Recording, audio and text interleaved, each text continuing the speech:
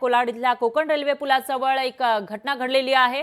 या ठिकाणी आगीत खासगी बससह प्रवाशांचे साहित्य जळून खाक झालं आहे। एक खासगी बस चाललेली होती, पण त्या बसला आग लागली आणि त्याच्यामधले प्रवासी तर बाहेर पडले, पण त्यांचं जे सामान लगेज याच्यामध्ये ठेवलेलं होतं ते जळून खाक झालेलं आहे। ही बस या ठिकाणी जळून खाक झाली आहे। मुंबई गोवा महामार्गावर धावत्या बसला आग लागली होती। कोलाड इथला जे कोकण रेल्वे पूल आहे त्या ठिकाणी ही घटना घडली आहे। तर आगीमध्ये खासगी बस जळून खाक झाली आहे आणि त्यामध्ये जे लगेज होतं या प्रवाशांचं ते सुद्धा जळालंय। सुदैवानं 34 प्रवासी बचावले। तर मुंबईतील जोगेश्वरी इथून मालवणकडे ही बस निघालेली होती, पण त्याच वेळेला धावत्या बसनं पेट घेतला। त्याच्यातील सर्व प्रवासी तर सुखरूप आहेत, पण त्यांचं सामान जळून खाक झालंय। आणि याचा आढावा घेतलेला आहे आपले प्रतिनिधी भारत गोरेगावकर यांनी।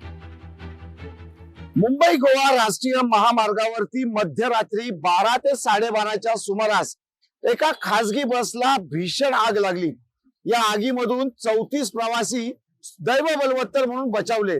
आगीच्या भक्ष्यस्थानी पडलेली बस तिची काय अवस्था असेल आपण दृश्यांमधून पाहू शकताय। हीच ती बस आहे जी कोलाड या ठिकाणी मध्यरात्री आगीच्या भक्ष्यस्थानी सापडली। मुंबई जोगेश्वरी येथून 32 प्रवासी घेऊन ही बस तळ कोकणातल्या मालवणकडे निघाली होती। चालक आणि क्लीनर असे दोन मिळून एकूण 34 जण या बस मधून प्रवास करत होते।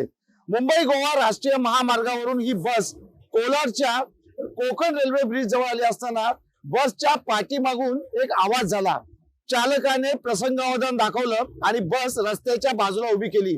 त्यानंतर बसच्या मागील बाजूकडून धूर यायला लागला। एकूणच धोका लक्षात घेऊन चालकाने या बस मधल्या सर्व प्रवाशांना बाहेर काढले। सुखरूपपणे 32 प्रवासी, चालक आणि क्लीनर या बस मधनं बाहेर पडले। मात्र काही क्षणातच आगीने रौद्र रूप धारण केलं आणि बसची अवस्था आपण पाहताय। बसचा पूर्णपणे या आगीमध्ये सापळा झाल्याचं पाहायला मिळत आहे। या आगीचं कारण अद्याप स्पष्ट झालेलं नाही, मात्र जी प्राथमिक माहिती मिळते त्यानुसार शॉर्ट सर्किटमुळे या बसला आग लागली असावं असा अंदाज व्यक्त करण्यात येत आहे। एकूणच 34 प्रवाशांचं दैव बलवत्तर म्हणून मोठी दुर्घटना टळली एवढंच आपण म्हणू शकतो। व्हिडिओ जर्नलिस्ट सुमित भागवत सह भारत गोरेगावकर, लोकशाही मराठी, रायगड। लोकशाही मराठी ऐका, पहा, जागरूक रहा।